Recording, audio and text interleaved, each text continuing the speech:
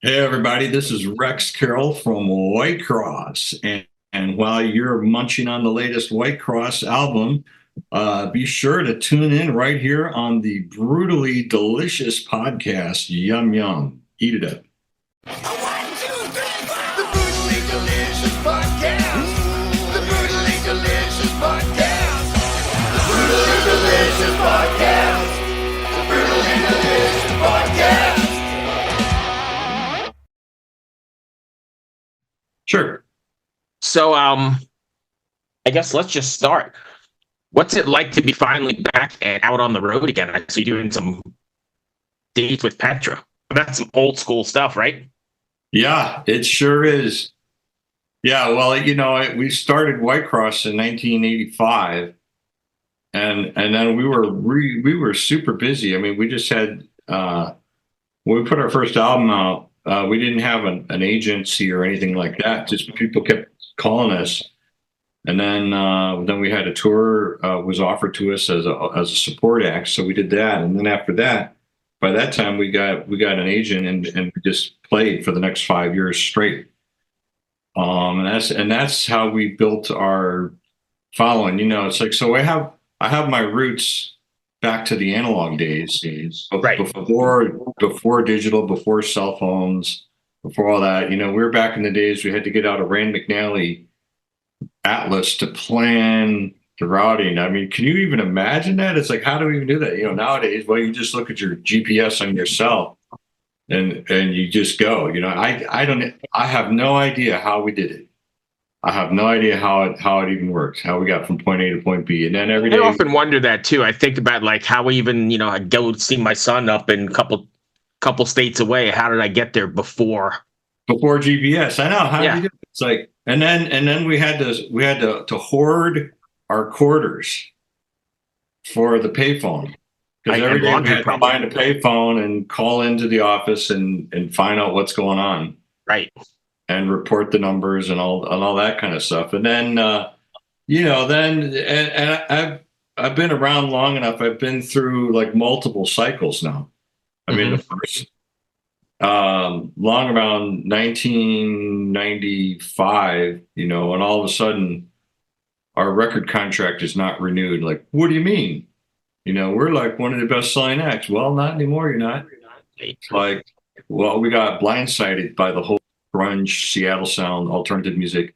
And then it was like 40 years in the wilderness. I felt like Moses, like, oh, God, I thought I was your prophet. It's like, well, yeah. And then you had to run for your life and you're out in the desert for 40 years. So we went through that too, and it's like, and I went through, oh yeah, Rex, he's that 80s metal, Van Halen style Guitar Hero stuff. Nobody cares about that crap anymore. That's a bunch of BS. Nobody, so then I try to make a new album. It's like, oh, I got my whammy bar. No, can't do that. No, can't do any histrionics. No, you got to do, drop tuning on your guitar. You got to do all this stuff. It's like, oh, I didn't even know how to listen to a guitar. I don't know what to do. So we adapted. I tried to play along, tried to be a good soldier. It's like, well, just try to get, it's like, you don't know what's going to happen, but don't quit. Just keep going. Neat. So we did, and along the way, the healthy, I would say, I mean, it was an incredibly painful time for me personally, but the one good thing that came out of it is I rediscovered my love of the blues, and I had to go all the way back to, oh, wait a minute, what got me started on this whole music journey in the first place, and that was my love for blues rock. I'm a product of the '70s. There was all these great bands from the '70s, and Climax Blues Band and Foghat and ZZ Top and Leonard Skinner and Bad Company. So I went back to a lot of those kind of sounds that inspired me in the first place, and that kind of got me through the next 10 years. And then then all of a sudden the phone starts ringing again a little bit. Rex, man, where you been? All these great 80s guitar sounds that you used to, so it was great in the 80s, and then it was And it bad. slipped. Right. It was bad in the 2000s, and then all of a sudden, then it's good again. And one day, I remember one night I was doing a local, just a little side gig in a club, and I saw some 19 and 20-year olds sitting in a booth, and they got up and they go over by the jukebox, and I'm like, oh yeah, here comes the Pearl Jam or the Foo Fighters or whatever they're going to put on, and they dropped the coin in the slot or the credit card in the slot or whatever. Next thing you know, it's like Motley Crue, and I'm like, what? Haven't heard this in a while. Wait a minute, this is not this something. What's wrong with this picture? Here's like young people, and they're rediscovering an older generation. They're just rediscovering my generation that I grew up on. So I'm like, wow, maybe there's maybe the global ice age of classic rock and metal, maybe that's starting to melt a little bit. Maybe there's a chink in the armor here. Maybe there's a little rays of sunshine starting to come through. And I think now, in this highly fragmented world that we live in, it's like, well, before it used to be like, hey, what are you going to do? You're going to get the new album? Yeah, you got to go down to the record store. You got to go down to music go round or Record World or whatever it is. Got to go to the music store to get the record. Mm-hmm. And that was exciting. Like new Van Halen album comes out, goes on sale at midnight Friday, and the local DJ from the radio station is going to be there. The first 2,000 people in the door, get coupons. It was amazing. So it was more of an event kind of thing. Now it's like, oh, the new record is out. Do you like it on Spotify? Do you like it on Apple Music? You can just watch it on YouTube. You can get the physical CD if you want it. Where do you want it? Amazon, directly from the band website, from the record company directly. There's just so many.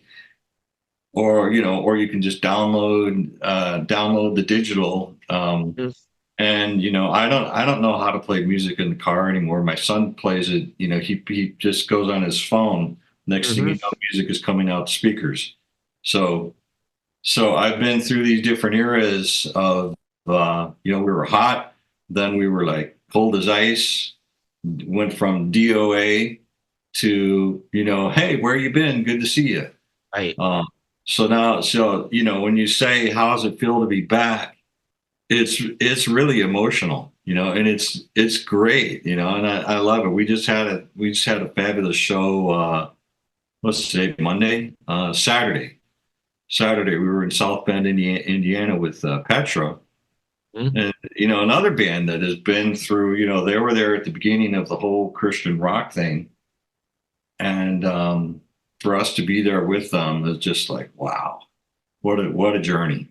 Yeah, so I'm an old school fan. I grew up in the 80s and listened to bands like Messiah Prophet and Jazz Band and Blood Good. All your contemporaries there. I guess maybe the Res may have been a little earlier, but it's good to see some of it coming back, but not like as a ghost of what it once was. Does that make sense? Like it's coming. You guys are playing, or a lot of these bands are playing, and they're not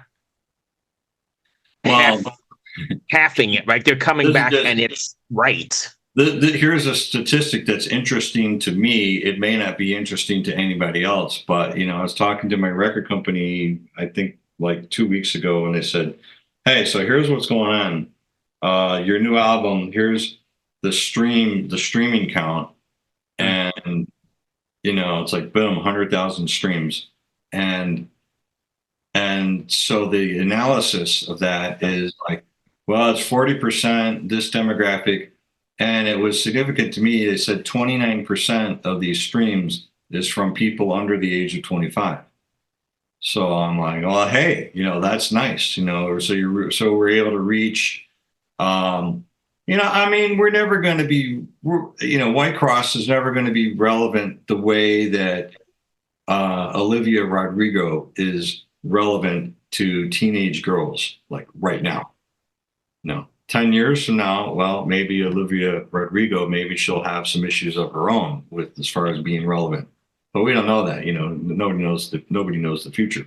But, for me, just doing what I do, I play rock and roll guitar. That's what I do. That's all I've ever done. That's all I know how to do. And that's what I'll probably keep doing until they drop me 6 feet into the ground. So, so for me, to get a statistic like, hey, 29% of your streams is like new listeners, that's very encouraging for me. Multi-generational is nice. And I think that I'm seeing that, with the audiences that we play for, we get a lot of the older folks. I'm not going to lie to you.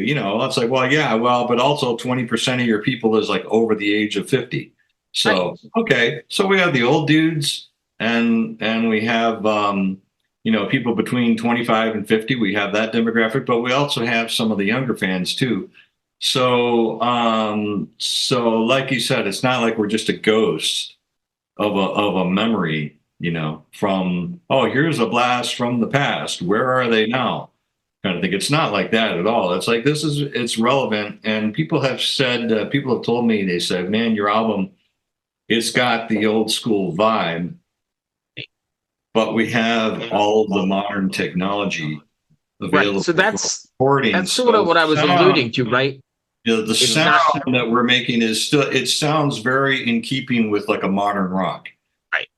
And the other thing is that, I've seen other music industry statistics that, hip hop and rap music which was dominating for the last 5 years on the charts, has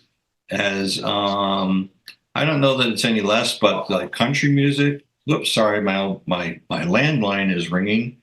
I'll just ignore it until it goes away. Like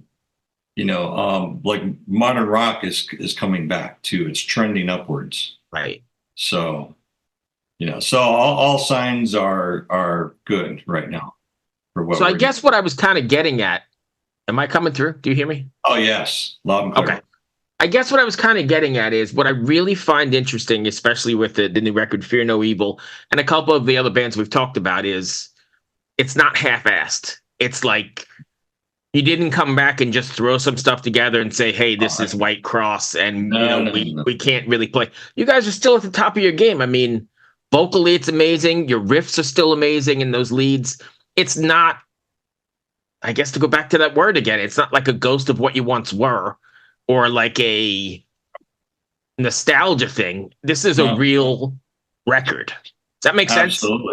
Absolutely. I spent 2 years of my life working on this record. It is upwards, onwards, looking towards the future. We're like, this is like a new chapter for us. And of course, this is the first record with our new vocalist, David Roberts. And we've never had, from the beginning, it was always myself and Scott Wenzel. We were the founding members, and, all with the tip of the cap towards Scotty, he's an iconic voice.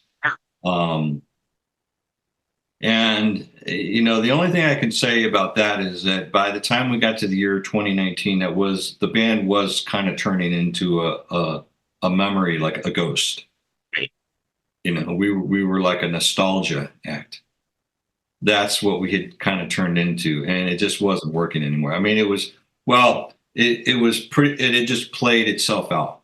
Mm-hmm. We went through all the motions and it just got to the end where there was nothing left. We gave everything that we had with that. So we had to do something different. And Scotty, he's retired, and I've sent a few projects his way. So, I don't know if he's working on anything new or not, but we wish him all the best. But as far as I know, he hasn't done anything. And, man, it's hard to sing. I have fronted my own side projects where I sing a little bit on the blues. Mm-hmm.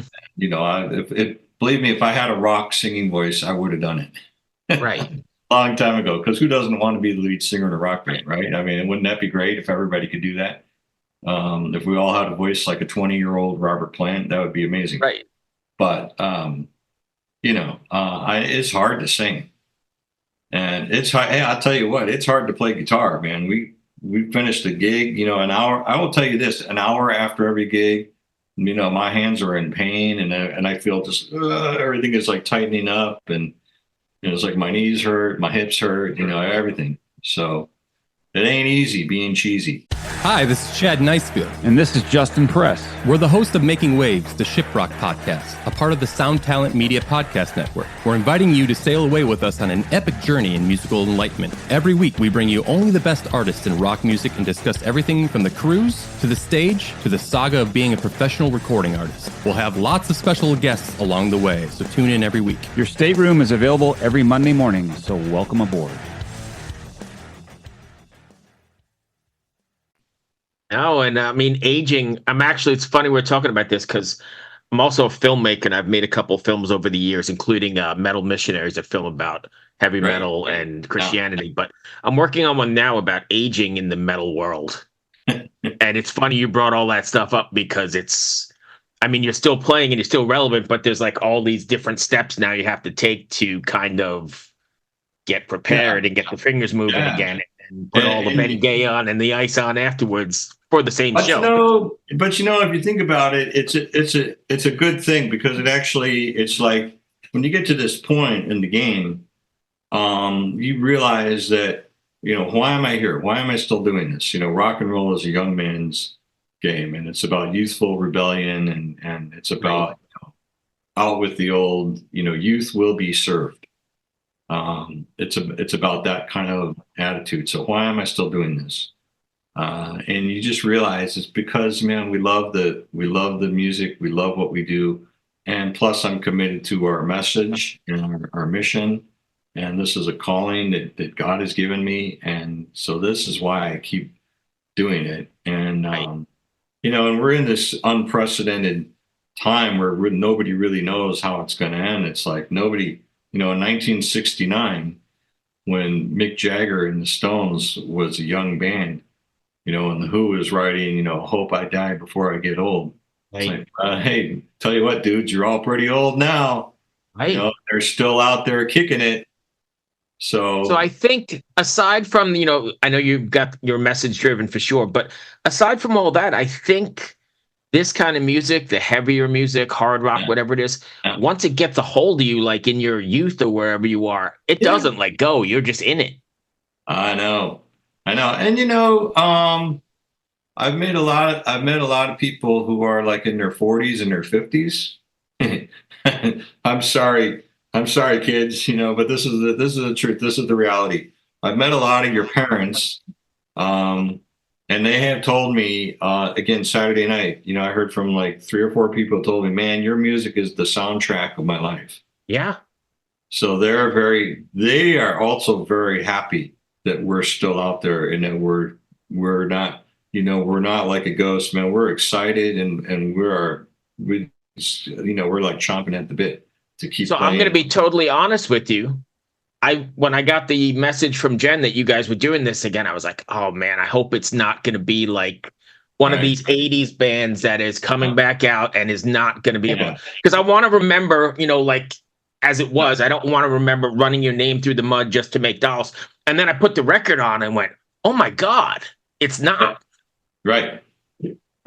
Yeah. You see all these bands from the 80s, like since the band that comes to mind is Rat, because everybody used to say, oh, Whitecross sounds like Rat. And now you see, oh, Stephen Piercy is Rat, and then Bobby Blotzer, the drummer. Yeah, they're a parody of themselves, man. And they're like, they're bickering with each other and they're fighting, and well, I'll sue you.